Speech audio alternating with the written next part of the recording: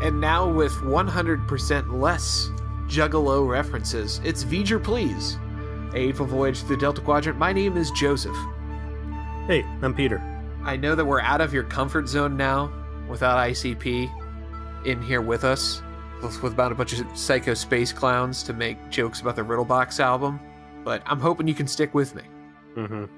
I'm going to try and convince the internet you're a Juggalo, Peter, and I'm never going to stop. You do what you got to do to sleep at night, Joe.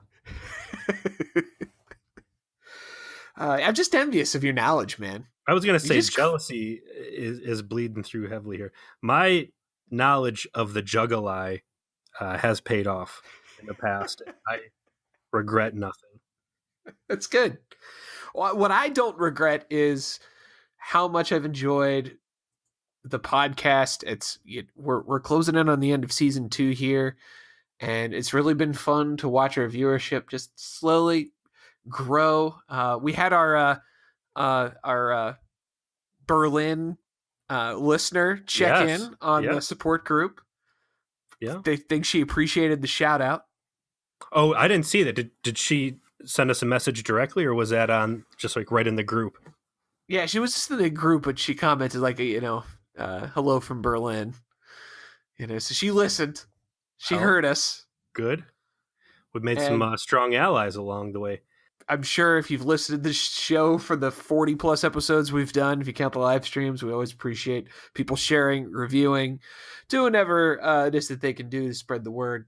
Someone probably just recently saw that and joined and became a listener, and it adds to the suffering family. So help yourself. Are we at 40 episodes now? Yeah, well, this is going to be our 39th normal episode, but we did the 2 live streams. So, anybody who's been listening to us from the beginning, I want you to let it sink in for a fact. You've been with us for a full work week. It's a 40-hour work week. Yeah. Think about it. If you were a member of Voyager and the amount of time you've spent listening to us, you've probably gone through 1, if not 2 disasters while at work. There's been at least 1 ship imperiling event that has occurred. Something that would kill you if it goes poorly. Yeah. I got a turning point I think I've hit here, Joe. I like Voyager. And fuck. We've put we've put a lot of time into this, and there's certainly a cornucopia of shitty episodes like last week with it's 2 ago with the fucking Charles charge. But it's not a bad TV show, and it's not bad Star Trek. And for being 2 seasons in at this point, I think they've hit some pretty good sci-fi strides. And I look forward to watching my episodes each week and taking my notes, and especially getting on here and discussing it with you and everybody else who pipes up in the support group and some of our other communication outlets. I completely agree that part of what I've enjoyed the most is discussing it with everybody that's listening along with us. I've probably spent close to 150 hours editing all 40 podcasts at this point, and it's been worth it just to be able to have that interaction. And yes, I'm looking forward to continuing to do the show, which is like the best part of where we're at this point. Like I'm looking forward to season 3. Like, I can't fucking wait to do this shit. Full disclosure too, for anybody listening at home, Joe does all the editing on these. I don't do anything. It's a free ride on me. So round of applause to Joe for footing the time bill and putting out this show every week in, week out. Hey, I appreciate it. I do not have the extra distraction of raising a child that you do. So I'll raise the podcast baby instead, while you're, raise an actual baby. Seems baby. Fair. Yeah. Besides, I conned you into doing this. The least I can do is, hatchet the words together in a somewhat amateurish fashion and fart it onto the internet for an hour a week. I want to point out fair. I want to point out you're the one who said hatchet, not me. Hatchet's a Juggalo term. I'm just. Oh yeah. You're the Juggalo. Yeah. Okay. All right, man. We got a big one. We got to get the ball rolling on this. We got season 2, episode 24, Tuvix, which I think we've both been waiting for a while now, and this is a big deal episode. It absolutely is. I would say among the Voyager's episodes, this is probably, for Trek nerds, the most controversial, deep take discussion point I've ever seen. And this goes back long before the internet was the huge focal point of Star Trek fandom. I remember this being BFD when I was in college and part of the Star Trek club at college, in my college. Yes, that was a thing. Again, not being a Voyager first time watcher when they came out, a lot of the stuff was new, but I've seen Tuvix memes and serious stuff floating around for a while, and I was really interested in how it achieved that kind of infamy, that status, and I would say that it has all been well deserved. It has one of the most unexpected 11 minutes of Star Trek. I think we'll recount the episode up to that point with a degree of our usual shits and fucks and kicks to the Voyager groin where appropriate. But that'll last 11 minutes. I got takes. I'm sure you got takes. And strap yourselves in, ladies and gentlemen, because this is going to get nerdy as fuck up here. There's going to be beards protruding from our necks instantaneously. Every vagina within the sound of our voice will dry like the Sahara. It's going to be bad, but that's okay, because that's what you're here for.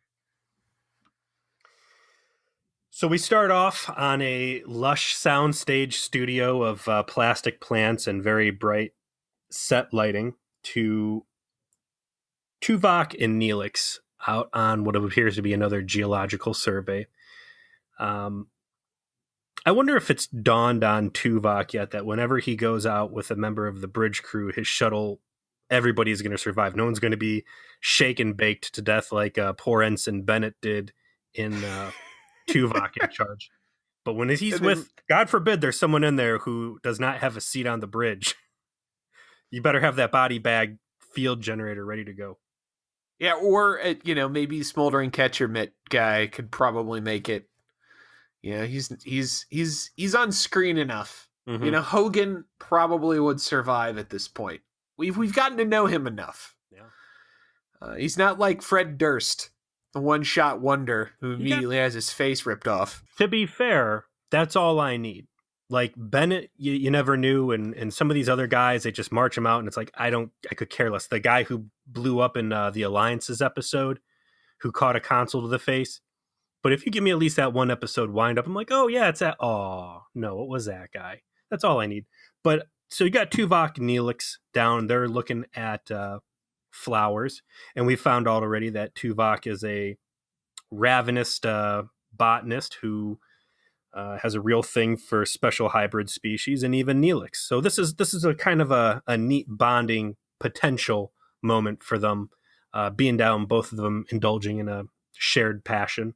Yeah, unfortunately, at least unfortunately for Tuvok, he's not having a good time. He's not having a good time because he's there with Neelix, who's annoying as fuck. And need I remind everybody, Tuvok has a special holodeck murder program specifically for expressing his rage, his homicidal rage at the filthy space cat. We've seen it. He had it. He's killed Neelix in virtual form with his bare hands in the past. And we're getting a taste as to why that might be the case. Yeah, it's funny you mention it that way. He's got it's like a choke simulator. Yes. Maybe that's Tuvok's kink, is, he doesn't always want, every time he's touching your neck, it's not to just knock you out. Sometimes he just wants to, choke someone out while they call him daddy. That's two things about Tuvok. He is someone's father and he likes choking people. That's true. Connect your own dots. It's true. And boy, does Neelix do everything in his power to really get choked. Starts singing Vulcan funeral dirges and tries to get Tuvok in the spirit. He does everything but stick his finger in his mouth again to get him to smile. I want to put something on the table for you to consider. We've talked before that Neelix is really like a sleeper terrorist who's just, undermining Voyager with what would appear to be simple buffoonery. What if he's not actually the terrorist that we've painted him to be? What if he is just a master grade troll and he sees that this uptight Starfleet starship out of place on this desperate attempt to get home is like the ultimate opportunity for him to just see how far he could push his luck and piss people off? Talaxia is basically an intergalactic 4chan. He looks like a fucking troll. I mean, even the treasure troll hair, like, yeah. I think this might be our new working theory for what is Neelix's problem. And if you stop and say, all right, this guy is doing all this to intentionally troll people, I think it adds a really wonderful depth to the character. You're like, why the fuck is he doing? Like, this guy is just intentionally pissing people off just to piss them off. I like it. I think it fits. I gotta admit that certainly matches his appearance. I like this headcanon.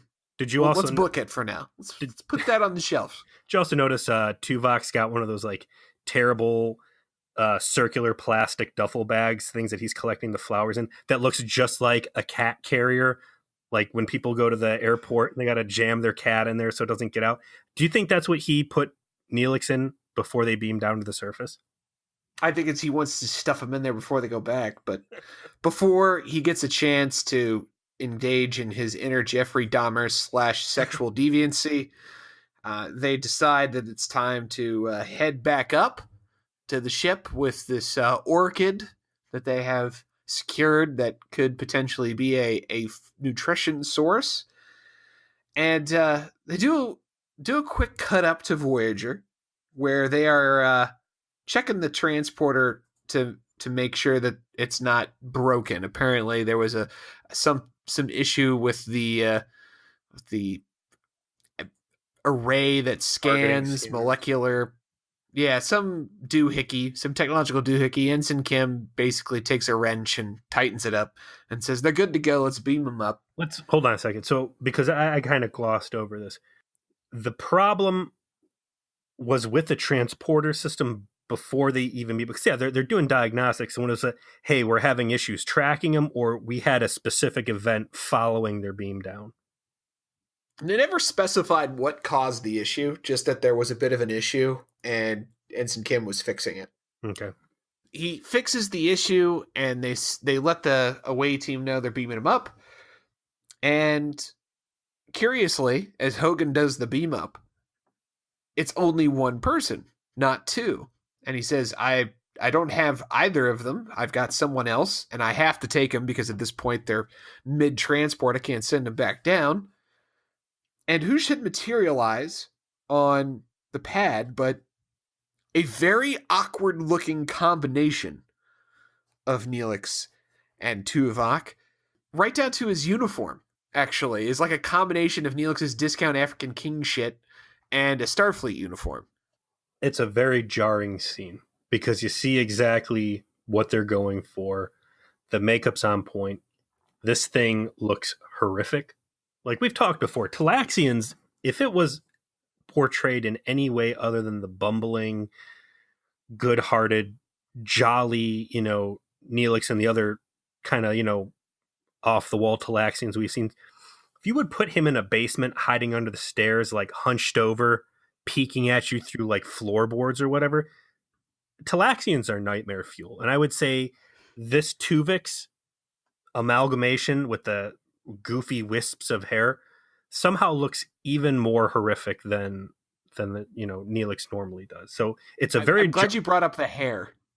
The hair on this guy is disgusting. Oh, it's awful. So the way he looks, I'm sure that if you're listening to this podcast, you probably have seen at least a picture of Tuvix, who this obviously is. And he's kind of got like a bit of the Talaxian face ridges. There's the Vulcan ears. The actor playing him is either himself African-American or has had his skin darkened enough that he appears to be. It's Tom Wright. He's African-American. The real piece de la resistance is the hair in the back is like the worst white trash ponytail, balding ponytail / like trucker hair that you've ever seen. It's real fucking nasty back there. It looks like armpit hair. It does. It looks like really long armpit hair. Mangy armpit hair, wisped up and then down in this weird, like, Dr. Seuss creature, made flesh. And I'm not saying that this actor is ugly. Tom Wright is, nice looking dude or whatever. This is just pure special effects. And what I also thought was very interesting, okay, so yeah, he's got this weird hybrid uniform, which is stupid, but I thought it was neat. Did you see how the shoulder coloring, which is supposed to be gold to match Tuvix uniform, that gets its yellow tone from a rose print over and over and over again? Yeah, I definitely noticed the flower motif on it at this point. So you cut back over to Kim and Hogan, who have both magically, it's just Kim, has magically materialized this Type 2 phaser, and he is pointing it at this monster that's standing where his friend should be. And here comes the first commercial break. They skip any kind of B-plot situation. They completely focus in on this. And the scene moves from this point to sickbay as whoever this is establishes that he is confused as to why he exists. He seems to understand it's not a good thing, and they go to sickbay to ascertain what has happened. It's clear to everybody this looks like a combination of Tuvok and Neelix physically. How it's possible that this has occurred, they haven't determined yet. But they start to piece it together with the doctor's assistance that somehow, some way, the transporter has recombined the DNA of Tuvok and Neelix into a single person. There's seems to be any medical side effect. He's not been Cronenberged, as my wife pointed out, to use the Rick and Morty, reference to David Cronenberg movies. He's well integrated. He's a functional person, and he's not unstable. He's not going to collapse into jelly, but he shouldn't be able to exist.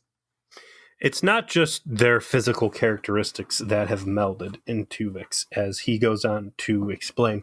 He has the full knowledge of both Tuvok and Neelix, and he is this perfect amalgamation of the both of them. And as he's explaining this, you see that there is security all over sickbay. And look at all of the Voyager episodes that we've seen previous, where you've got Kazon warlords walking through the ship and some other very dangerous individuals that have been welcomed on. The Vidian, for one, the spacemen they put next to the warp core. And here you've got a guy who is a transporter accident between two of your, most respected crew members. And there are 4 or 5 security people in there. It's more than you've ever seen before. So it's kind of overboard.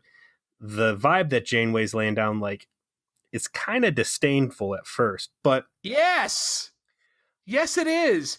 Right off the bat, she is sort of othering him in a very obvious way that started the seeds of where my hot takes are going to take off from later. This episode, it's a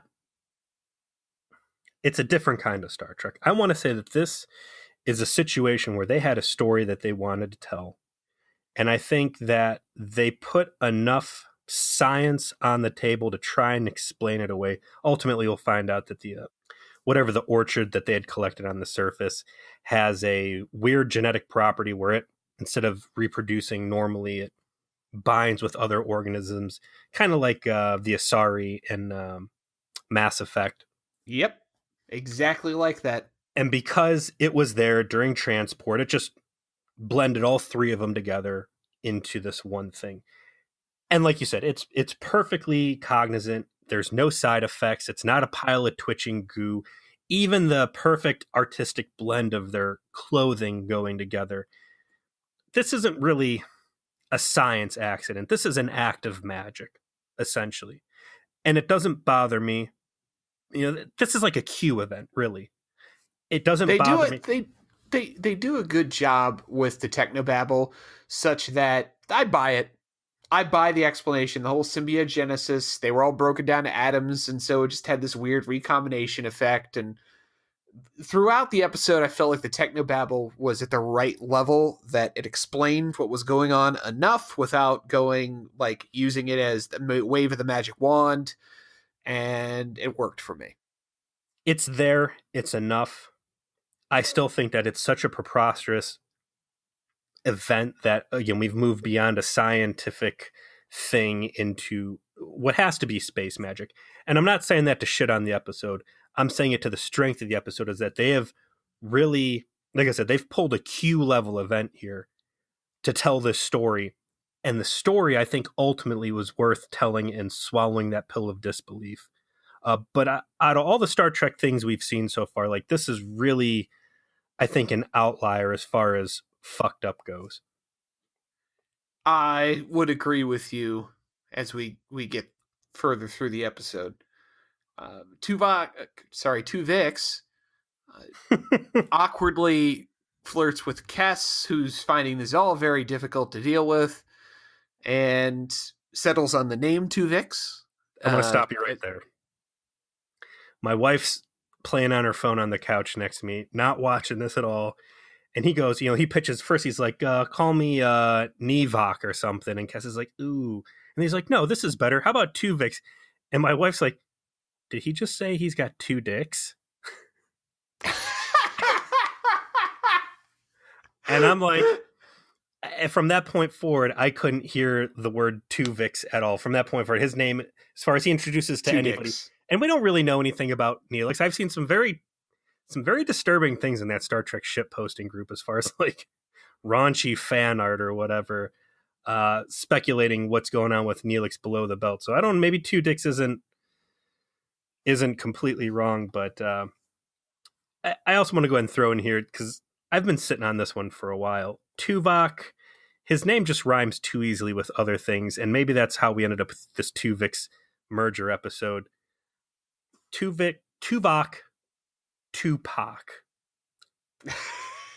I connected the dots one night and I said, I wonder, and I searched Tuvok, Tupac, and I was delighted by some of the best cosplay I have ever seen on the internet. So if you got some time tonight, after you're done listening to this podcast, go ahead and search it out and just see what some very creative people out there have portrayed as the chief of security as being a true G.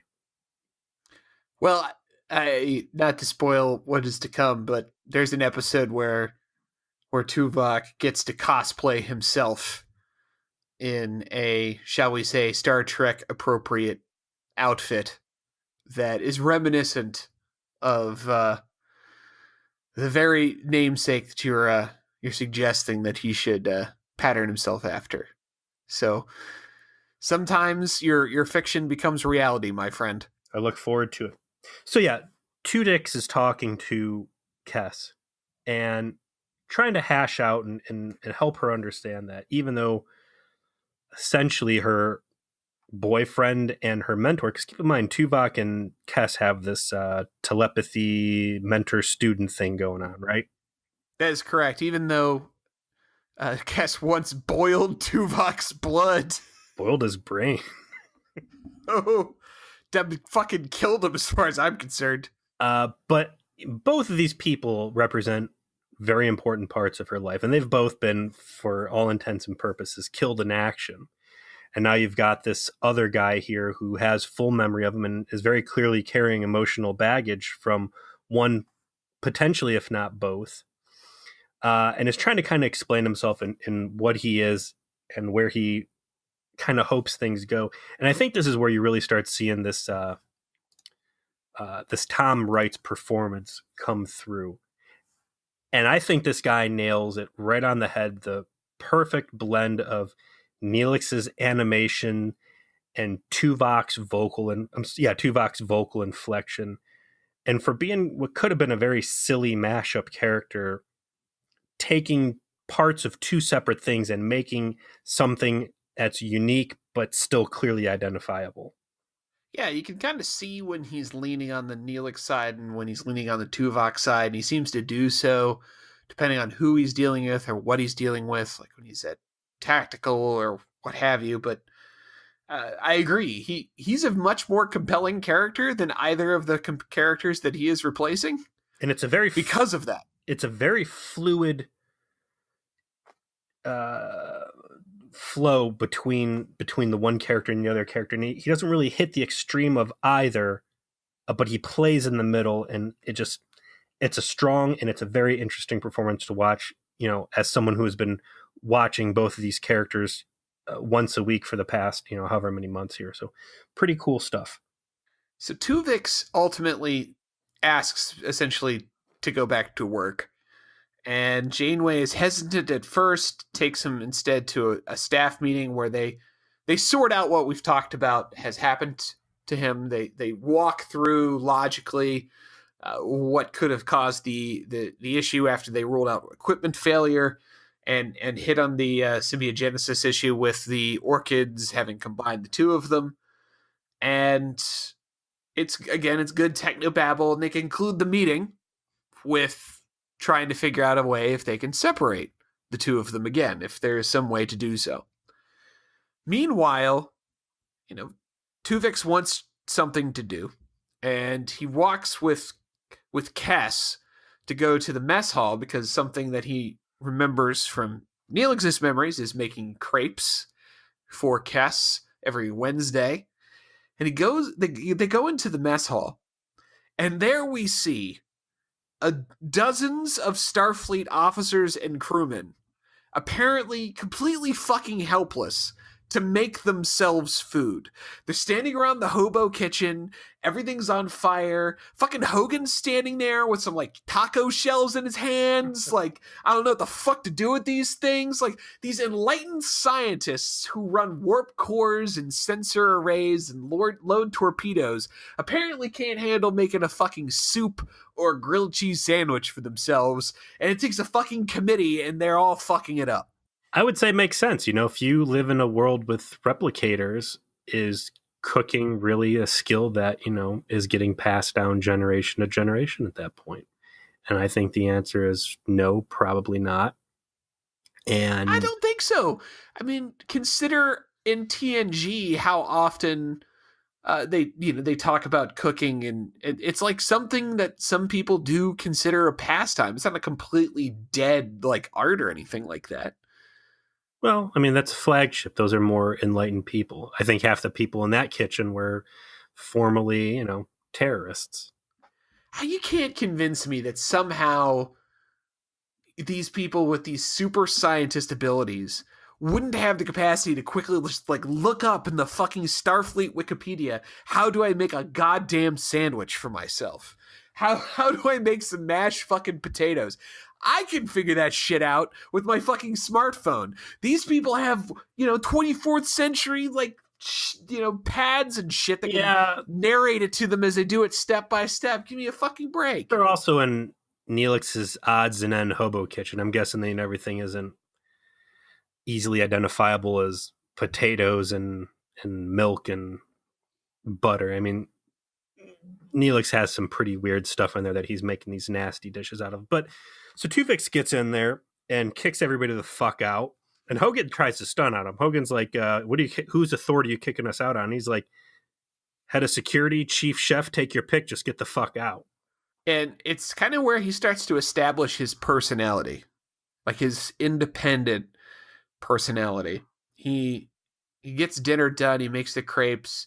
They're better than Neelix's, essentially, because he's balanced out some of Neelix's predictions with a little bit more logic. He's reorganizing the kitchen and talking about how he doesn't understand how Neelix ever organized anything in there.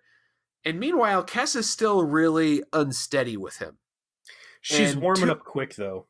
But when she warms up, then this is what I thought was interesting. Tuvix's main character flaw is that he doesn't know where the brakes are in his approach vector. Because he keeps getting handsy with her and really forward, and she is clearly uncomfortable. Yeah, but that's Neelix though, man. And this right now is like prime. He's in the kitchen. He's with his old girlfriend. He's been through a traumatic event. He really, really wants that emotional companionship, and it's there, and it's close, but it's unobtainable right now. So I agree. He gets a little too handsy too quick. And when we're saying handsy, like hands on hands, right? It's not like he's over there trying to dry hump her or whatever. But it's like he kind of got this false confidence because once he got in there and started laying down the law in the kitchen and made a really good dinner, there started being this connection. And like I said, Kes started warming up to him as a person, not as a lover. And I think he kind of misread that. Well, I don't know. Maybe he was just encouraged and went a little too fast for his own good. But it gets bumpy, and they go part their own ways for the rest of the night. Tuvix goes back to work, and ultimately the doctor summons everyone back down to sickbay and says, listen, separating Tuvix out again would be like trying to separate the flour, sugar, eggs, and butter after you've baked the cake. Every time we've tried it with the orchids, it's completely collapsed their cellular structure. And he flat out says it could take weeks, months, or even years if it's ever possible. But you're going to be Tuvix, for the foreseeable future, and that's the way it is. So they set the expectation of like, this is the way things are going to be for at least a while. And Tuvix starts to reintegrate himself with the idea of being part of the crew.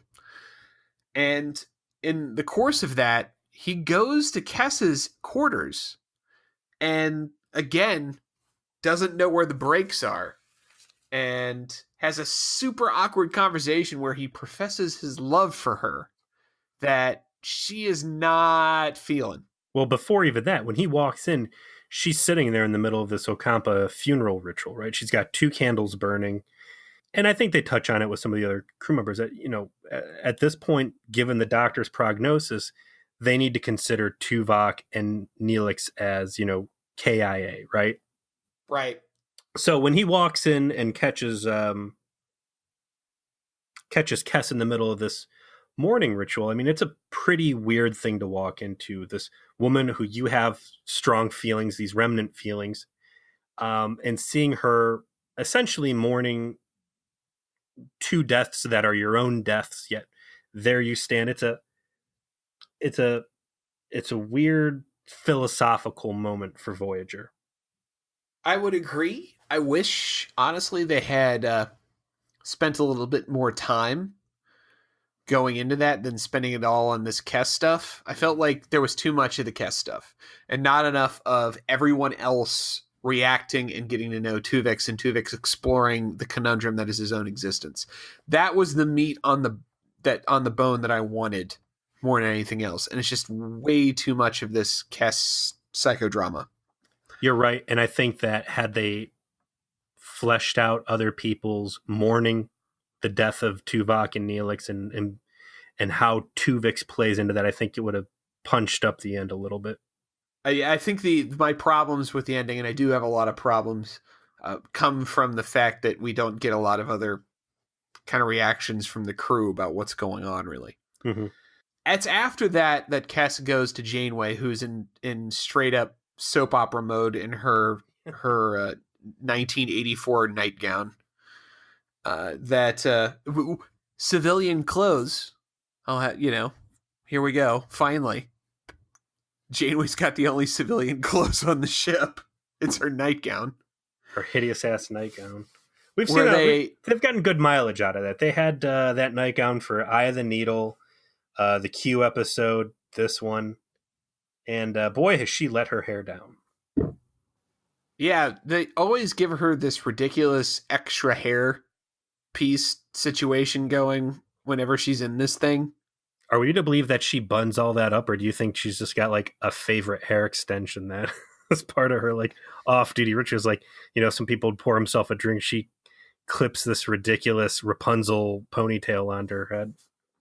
Yeah, I don't know how the physics of binding all that up would work. I'm not a girl. Maybe there is a way to make it happen, but I struggle to understand the physics that they're trying to imply with her hair. Like, that is some fucking space-time warping shit. It's more space magic. Like I said, this is a very magic-focused episode. It's not grounded in reality. But so Kes, goes to Janeway and says, hey, sorry it's late, but this Tuvix thing came by my quarters again and has basically professed his love.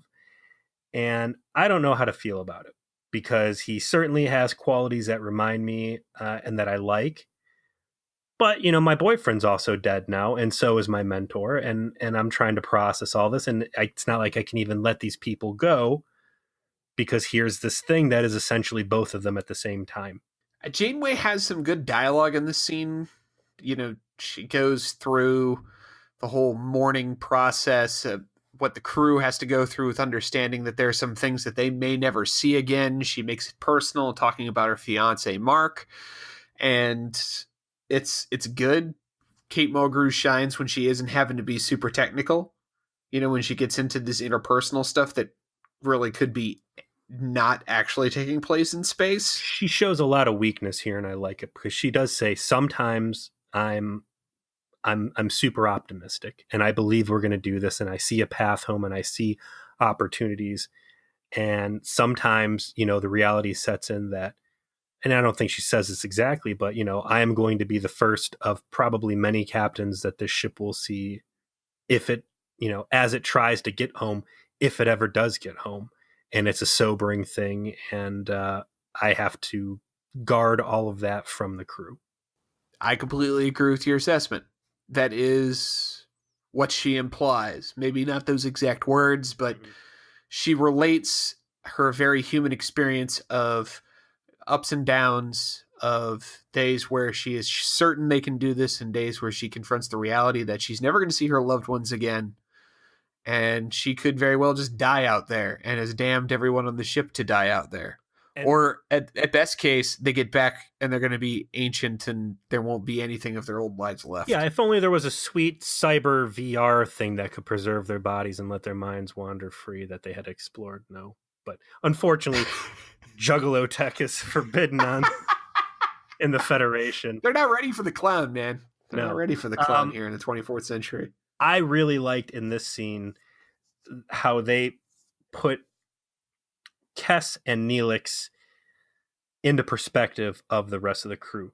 To Kes and Neelix, they're just along on a grand voyage to go out and see some new stuff and, be the furthest explorers from the Delta Quadrant since Chakotay's wind talker alien astronaut forefathers. From Jersey, going off to genetically meddle on Earth. But, they're just out there for an adventure. Everybody on Voyager is the victim of a cruel disaster that killed many of their friends and, has condemned them all to a death far away from anybody they love.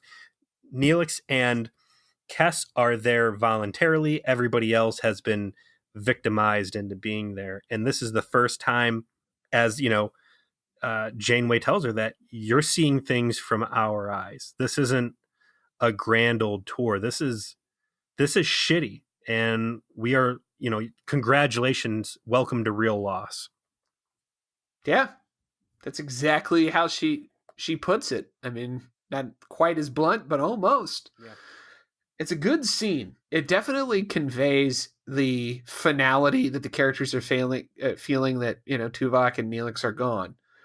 And they cut to a montage where 2 weeks pass and Tuvix integrates himself into the dual roles that Neelix and Tuvok used to play. And effectively, Janeway relates in a captain's log, he's a better tactical officer than Tuvok because he'll follow hunches and kind of be more tactically emotional in his decision making than robotic. He's a better cook than Neelix because he knows how to moderate spices and figures out what people actually want. He's still a good advisor. He's made friends, and Tuvix has turned out to be, in fact, a positive addition to the crew. They really try and set up, as quickly as they can, given the amount of time they have left to work with, that he's settling in a routine, and everyone's kind of accepting the way things are, and that this guy's here now, and he's actually pretty cool. And a 2-week stint on Voyager without any like major shit going wrong.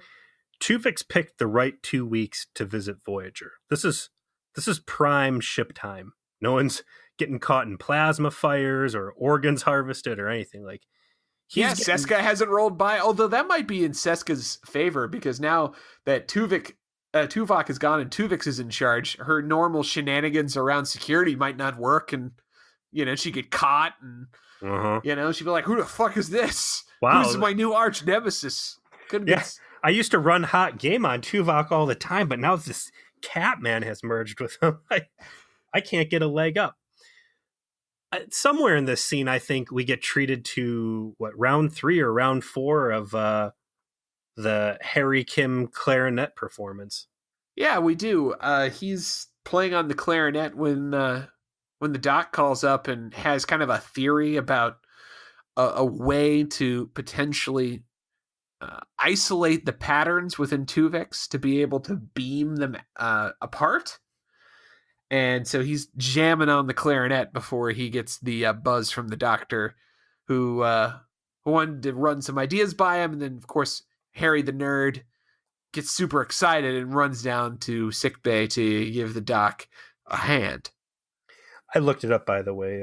Garrett Wang cannot play clarinet. You're right. He was just clarinet finger syncing or whatever you want to call it to look like he was. So yeah, I figured out it wasn't that we discussed it on the podcast. It's that Jess, our super fan from Amish country.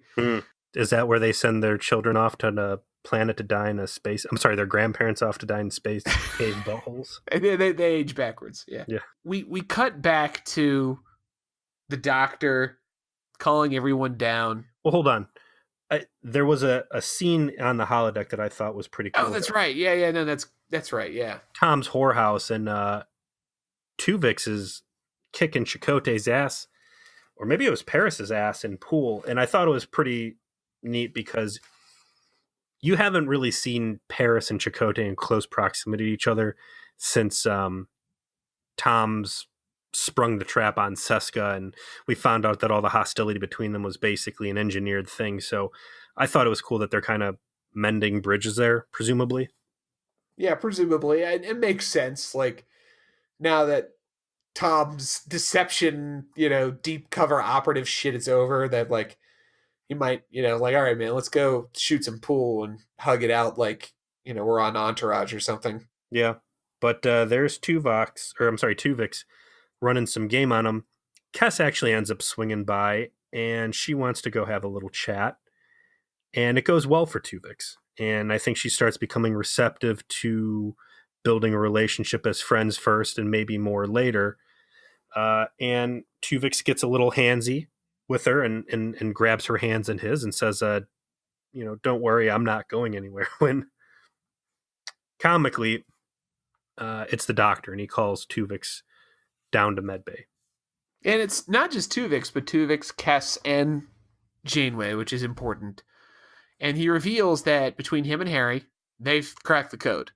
They've figured it out. They've basically repurposed an old 20th century medical technique, because of course, that will allow them to use a low-level radiation marker to specifically isolate one of the two of them in terms of their patterns, and then that will give the medical transporter the level of specificity necessary to beam them apart at last.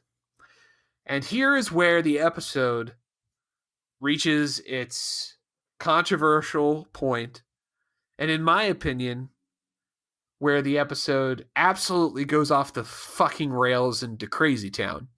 Because they cut over to Tuvix, and Tuvix says, there is a problem with this. I don't want to die. Here we are. It's 11 minutes left in the episode. In my opinion, they did not give themselves enough time to explore this.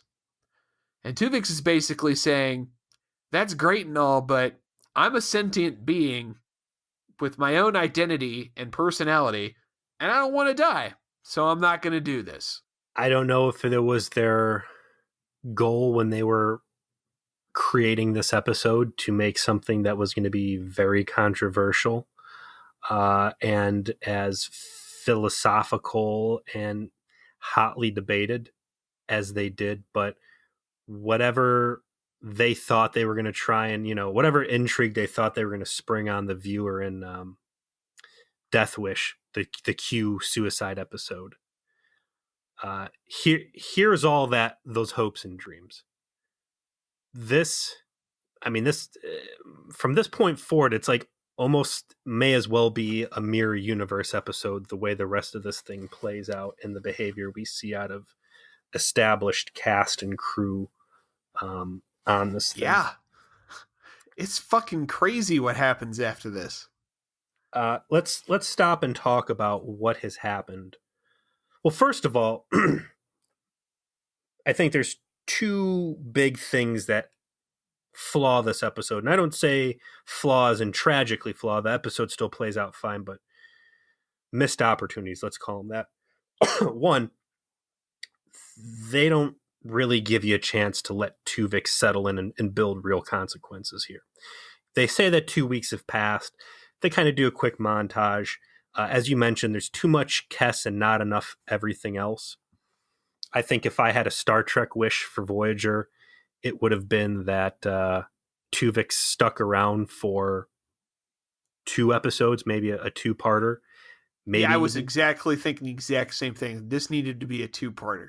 I mean, if you could have thrown him in a 3-episode story arc with this as the first one, his creation is the first one, and then a one-off, ship in a bottle episode featuring Tuvix, and then the third one picking up with, hey, we found out how to do this. And we say instead of 2 weeks, it's been like 4 months.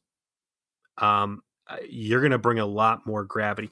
And I think ultimately maybe the episode didn't need that extra gravity just because it's a very easy situation to start drawing lines on its own. But I think it would have been really cool had they had this character stick around and really, really, really integrate him and make this a harder thing for the audience to watch. I don't want to cut you off too bad. I've got my own shit I just need to get off my chest. Mm-hmm. The question that they pose through this point of the episode to the end, I think is awesome. My criticism is not of the premise, which is Tuvix doesn't want to die, and so what the fuck do you do, right? I like that. My problem is that because they haven't spent any fucking time establishing how the crew is reacting to Tuvix and how Tuvix sees himself, and because they rush this, like there just isn't enough time anymore in the episode to really dive deep on this, that everything that happens at this point forward, I don't know if they intended for everyone to come off as monstrous as they do, but that's what happens because there's no fucking time left for anyone to do anything else. And so as what ends up playing out plays out, they all come off like these sociopathic, crazy, murderous buttholes. My complaint with the episode is when they lay out on the table, hey, here's this cockamamie situation that has perfectly fused 2 people into one person. And again, he's not, despite he looks like a fucking monster, he's not, quivering jelly, and he's not, brain dead or whatever. That's one miracle in of itself. And they've made it very explicit how hard it is to fix this thing. So when they roll out and say, hey, yeah, by the way, we've been able to do this to Flowers, and we think, yeah, we can split one person into what should be 2 people and some leftover Flowers. At no point does anybody question, like, how sure are you? This will be the first time you're trying this technique, this radical technique on a person. It would seem to me, sitting here watching the show, that you have a huge opportunity to botch this thing, and where you are lucky, you had 2 crew members more or less die. You got this consolation prize of Tuvix, right? You're going to roll the dice on this wild proposition, assuming you're going to, pull out a 1 in a billion odds medical procedure and not end up with 2 brain dead lumps of flesh. Not a single word is spoken to suggest a moment of hesitance on that basis at all. It's a done deal that we know 100% we can do it. Just they rush it through. Like, as Tuvix later goes on to plead his case, it's, hey, I'm my own person. I'm alive. I'm here. I want to live. And also, by the way, this is a radical thing that in all probability is just going to kill me and give you 2 deformed flesh piles for all the effort of what is essentially, let's be clear about this, murder. Yeah, I mean, this needed to be a 2-part episode at the very minimum. Maybe a 3-part arc, just like you said, because they give themselves no time to go down these roads. Like, if they're going to entertain such a big philosophical question like this, and they only give themselves 11 fucking minutes to go through it. And so what happens is Janeway goes from 0 to 60 on, let's fucking murder this guy. And it is so weird, because the very first conversation that they have is Tuvix saying, I don't want to die, and that's really it, and that's not your choice, to her saying, actually it is, I'm going to execute you if I want to get my 2 people back. There's a powerful line in there when they're discussing, and she says, when did Tuvix, what is the line? She's like, when did this become a person and not a transporter accident? And it's like, whoa. Is this Starfleet talking? Like, yeah, he go back to Next Generation in the opening. Space, the final frontier, voyages. Our mission is to seek out new life. Boom. Right there. You have had a bona fide Federation new life event that you have found. People put on that Starfleet uniform. They use the death trap technology that often tries to kill them, like holodecks and transporters, and occasionally it does kill them. Geological survey teams get lost. Look at Ensign Bennett. They went down in a shuttlecraft and his back got broken and he died. Tuvix and Neelix, for all intents and purposes, died on an away team mission, and that's what Starfleet does. Beams down onto a planet and it doesn't beam back in one piece. And in the process of this craziness, you have a new life. You have a new civilization. Well, not a civilization, but you've got a new life. You're doing the Starfleet thing. And for all the hand-wringing and deep philosophical discussion and all that other shit that we see come out of Janeway nonstop, there is not a single drop of that touches her tongue here. Not one. Not even for a second. And that's what's... Honestly, the writing falls the fuck apart. It has this great idea and then just does the most batshit stupid thing with it. Not only does Janeway come off as just a villainous murderer. Coward. There isn't a single word of objection breathed by a single one of these 24th century enlightened Alpha Quadrant residing humans from the Federation. Not Tom, not Chakotay, not Ensign Kim, not Hogan. Smoldering Catcher Guy.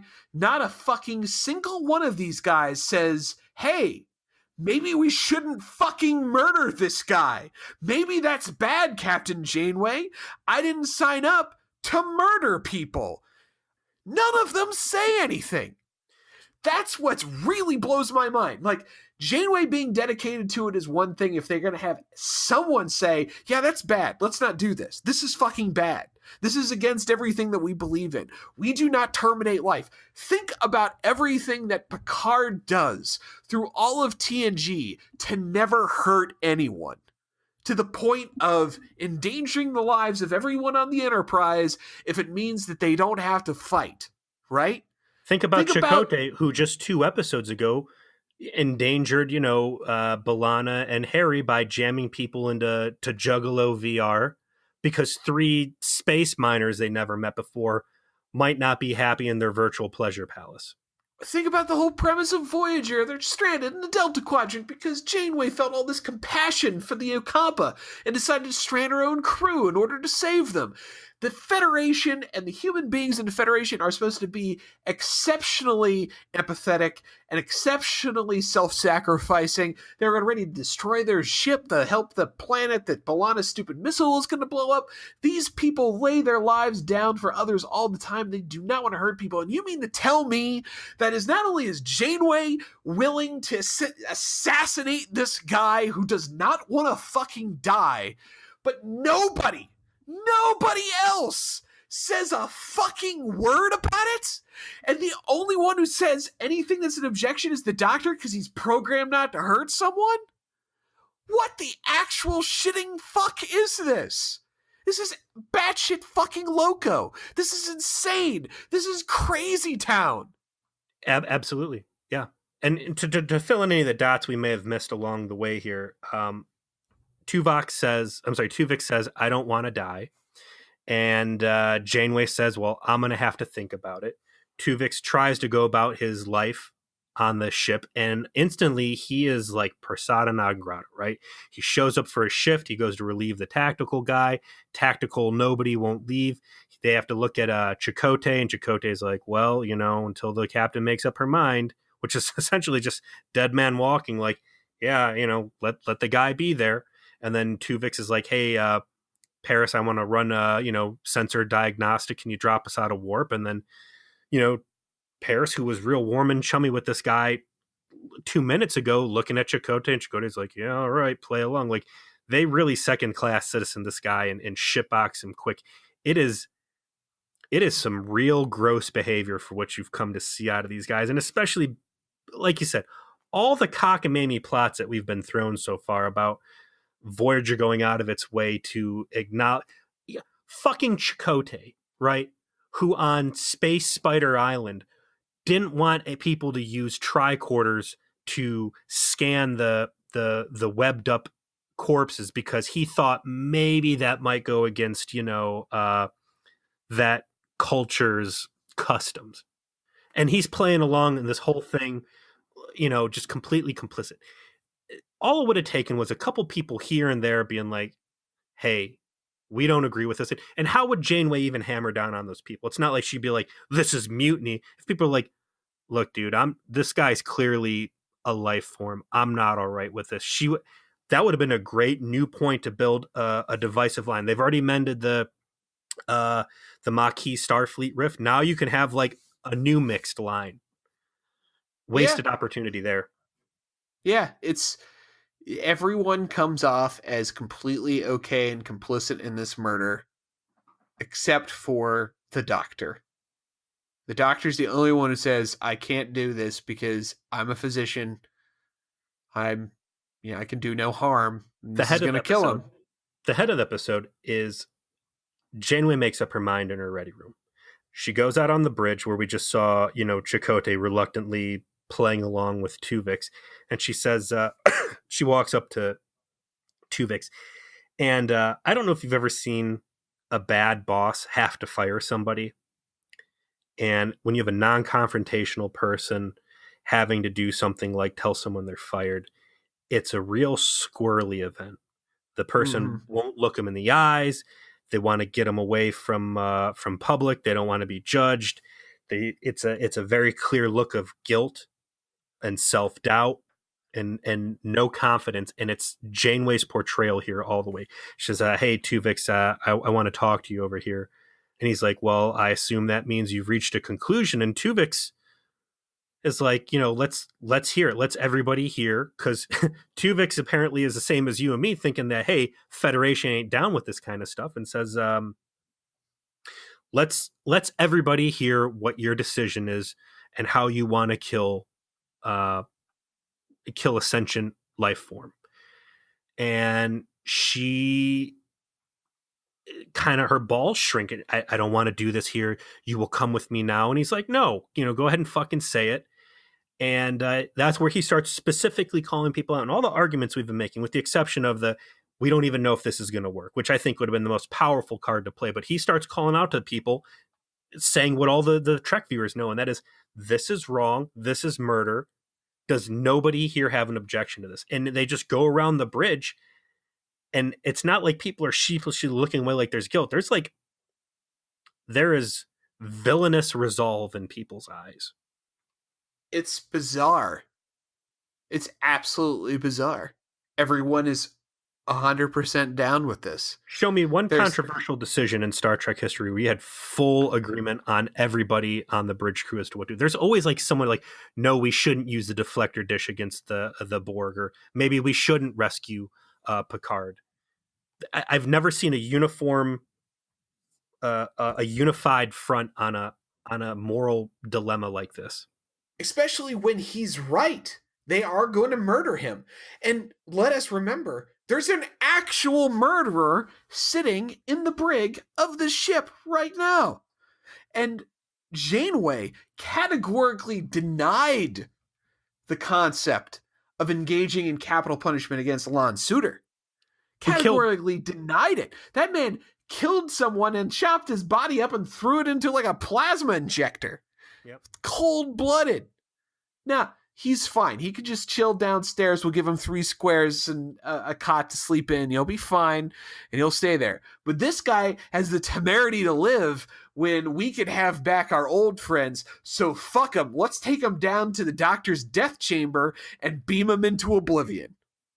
I also like how Tuvix points out, too, and he says, I know there are people in the crew who would fault me and think me a coward for not wanting to die. And I know that, that's going to cause problems.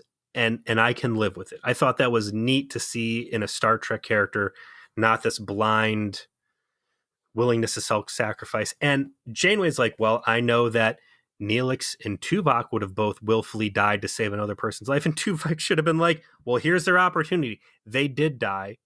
I'm not asking you to kill them. I'm just saying, don't kill me on the off chance you might be able to bring them back from the dead. Potentially, brain dead vegetables.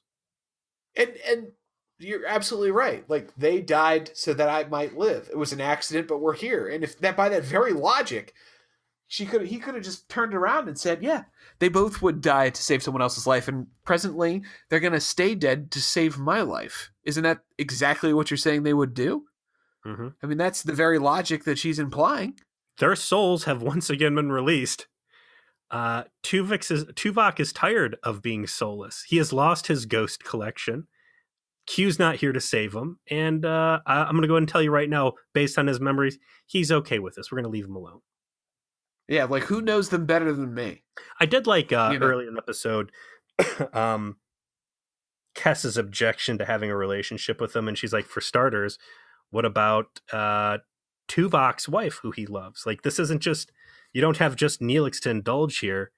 And I did like Tuvix coming back and saying, like, well, you're right, but to be fair, by all likelihood, you're probably going to be dead the next 4 years, and we're like in this for a 70-year drive, so not an issue. Very real talk. It was cruel too, because after Janeway starts making the noise initially, like they're going to go through with this procedure anyways, Tuvok goes to Kess, who is very easily the most bleeding heart liberal person on this ship, right? Mrs. Feelings. And he's like, I'm scared. We're friends.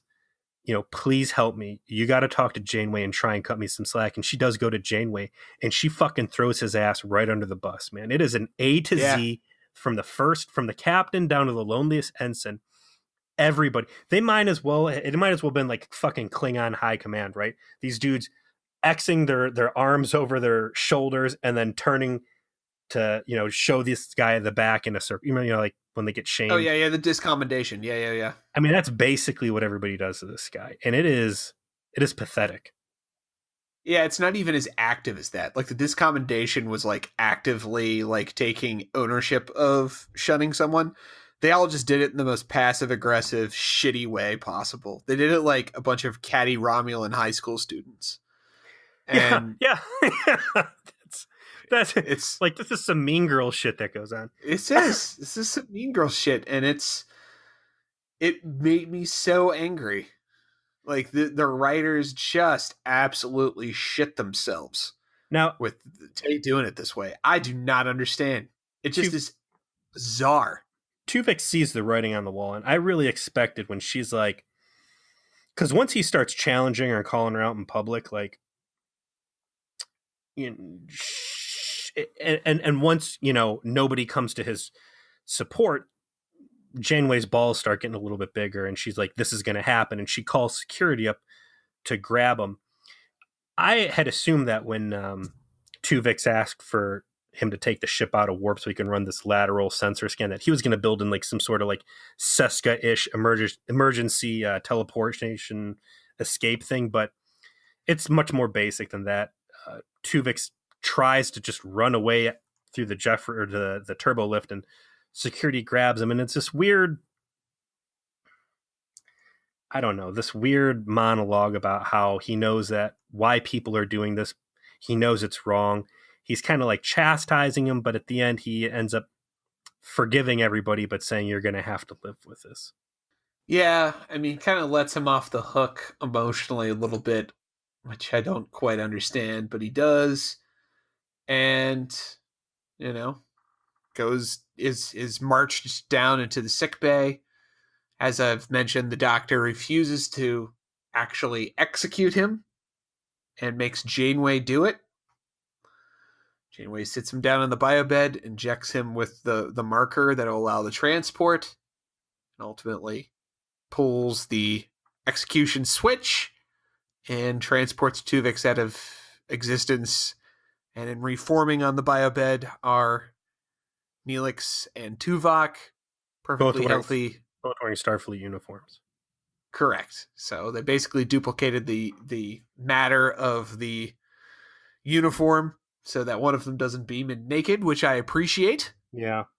I don't need to see any naked space cat. I saw enough of that on the fucking support group. Yeah.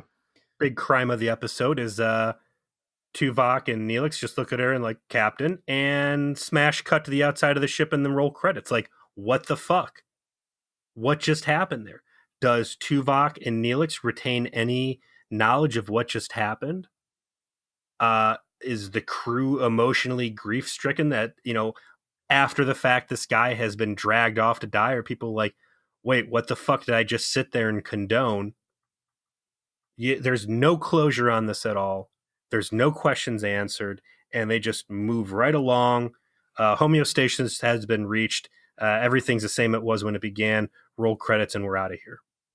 Yeah. Oh, yeah. Here's a quick sad face from Janeway. She made a tough call. And then that's it.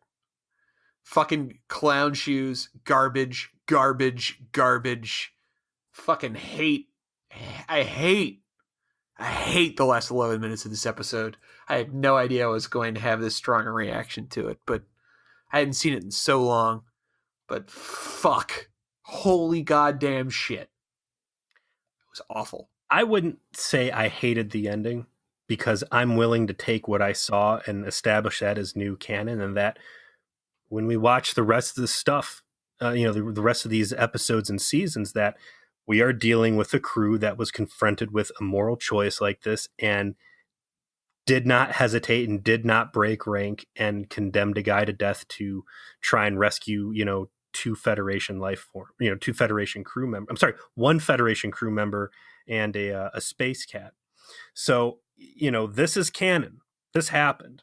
And I will hammer every needless, emotional, philosophical quandary that they try to put on our plate and say, no, we've seen that these guys can be stone cold fucking killers.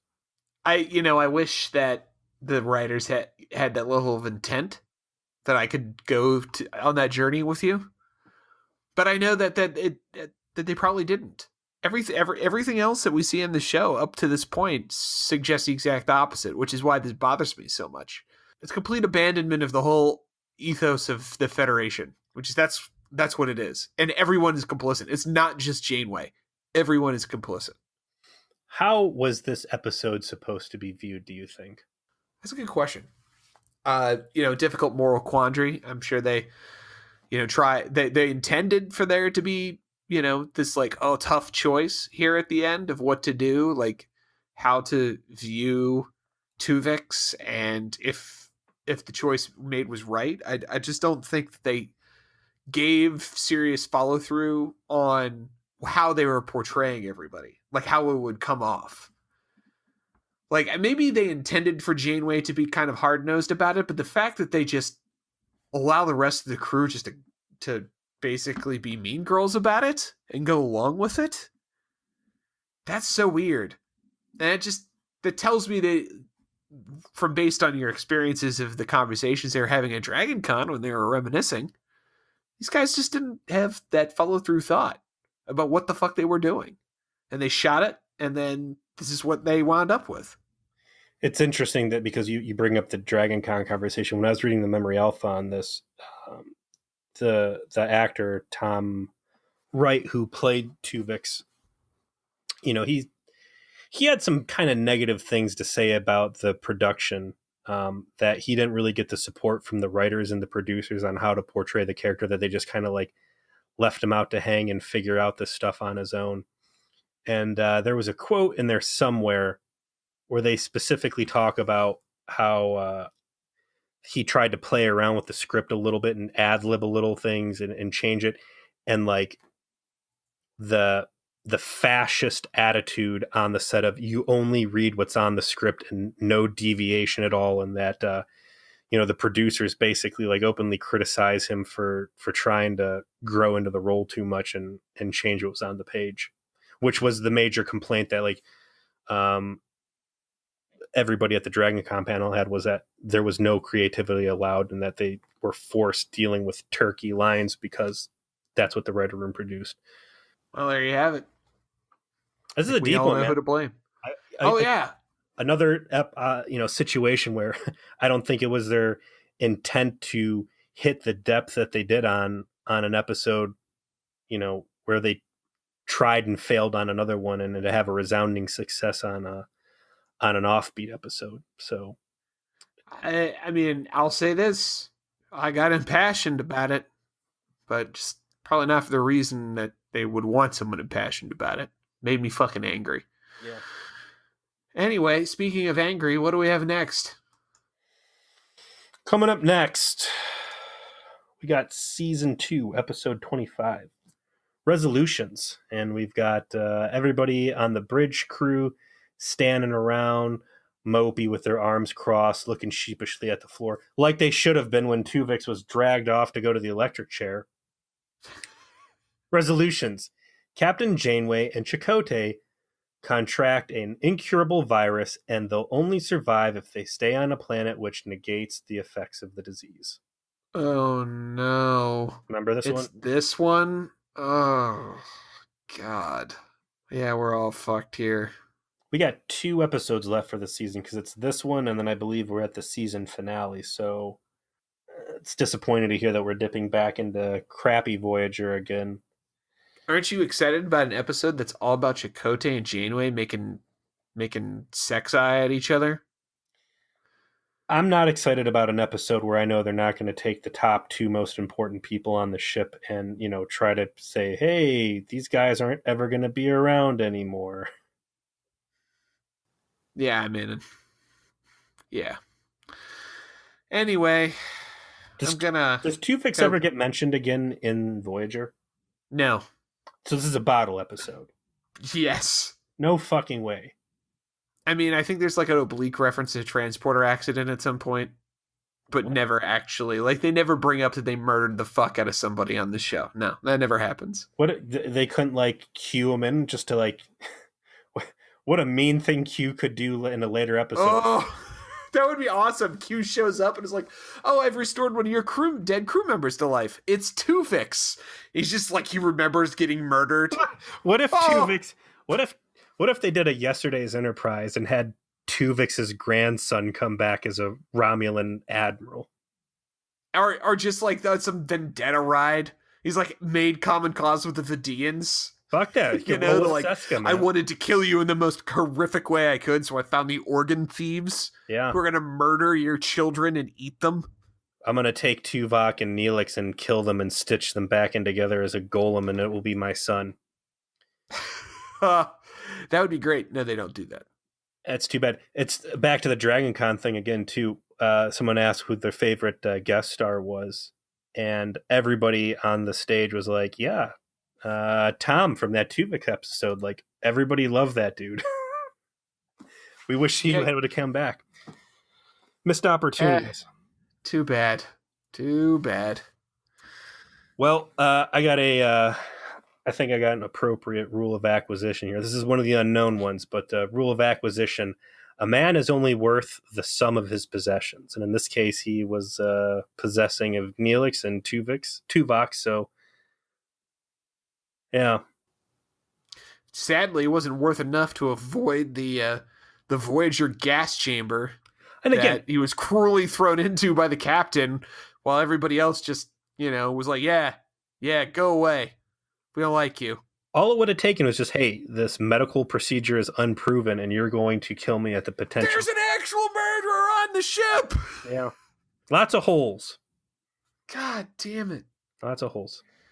Until next time, this has been Voyager Please, a Hateful Voyage through the Delta Quadrant. If you had anything to say about a very controversial episode, if you agreed with us, if you disagreed, maybe there's some big points to this episode we completely missed. We'd love to hear about it. Join us on the Voyager Please Trauma Support Group. Indeed, we'd love to have you. Just submit a request. We'll approve it. We only keep it closed because not everyone needs to know. We have family members, old family members who won't understand. You probably do too. So we respect your privacy. And also at this point, you're probably hearing some lovely, crappy recorder music. That is our original theme song, as produced by the wonderful Ian and Sarah. Thanks again, guys. We always appreciate it. And until next time, peace.